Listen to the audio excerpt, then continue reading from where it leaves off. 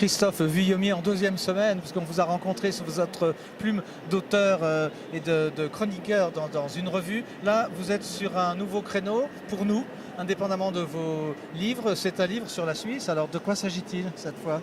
Alors cette fois, c'est une mosaïque de textes, puisqu'il y a un texte par canton. Chaque canton est représenté, plus les Suisses de l'étranger.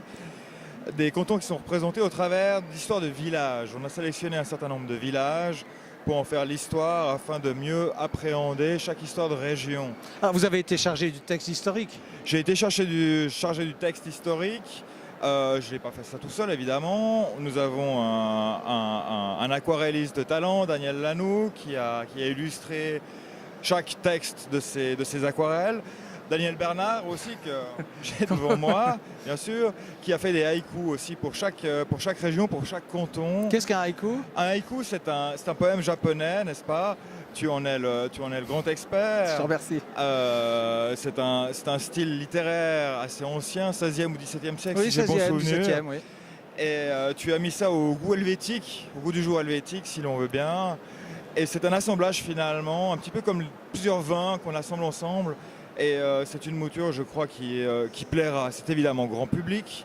Ça s'adresse à un public d'amateurs. C'est une avant-première parce qu'il y a un vernissage le 14 mai, je crois. Un vernissage à Lausanne, Oui. chez Payot, le 14 mai, effectivement, sous la figure tutélaire d'un conseiller national tessinois, Filippo Lombardi, qui sera des nôtres. Alors, je précise tout de suite pour qu'on soit à l'aise, c'est que si on est là tous les deux, c'est pas parce qu'on se connaît et qu'on connaît François Zir, mais c'est que François Zir a porté son choix sur ce livre, comme il l'avait fait pour le premier volume, qui était J'aime la Suisse, c'était chaque canton. Hein. Voilà, et là maintenant c'est un second volume. On a exécuté cet ouvrage sur une année et demie. Une année de travail. Une année de travaux.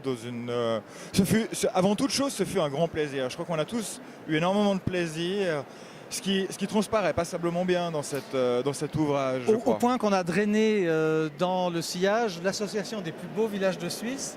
Et donc ces villages ils ont la petite pastille et on essaye de faire en sorte, comme en France, il y a une émission de télévision sur le plus beau village de France, on ne va pas concurrencer parce que c'est les moyens traditionnels. Alors absolument, on a le logo sur certains villages qui sont représentés dans ce livre-là.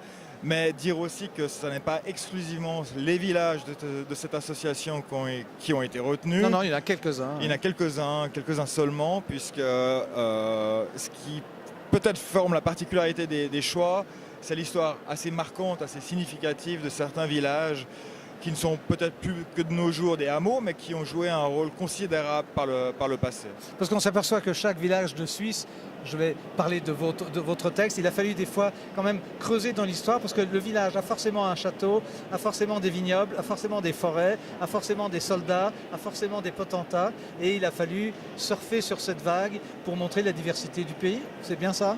C'est ça, je le répète, Puis quelques personnages historiques, bien évidemment. Eh oui, c'est un kaléidoscope, j'ai toujours beaucoup de peine avec ce terme, de figures historiques, de villages, mais aussi de légendes, parfois de légendes qui sont attachées à certains terroirs, mais qui en forment l'identité. Alors faites attention dans votre prochain catalogue, parce que ce livre sera présent. Et puis on salue son directeur d'édition, en la personne de Philippe Rochard. Merci Christophe, bonne fin de salon. Et puis on va se ruer sur vos livres, l'Ordre des avocats vaudois et l'espionnage à Genève à l'époque de la Première Guerre mondiale. Merci Daniel. Merci beaucoup.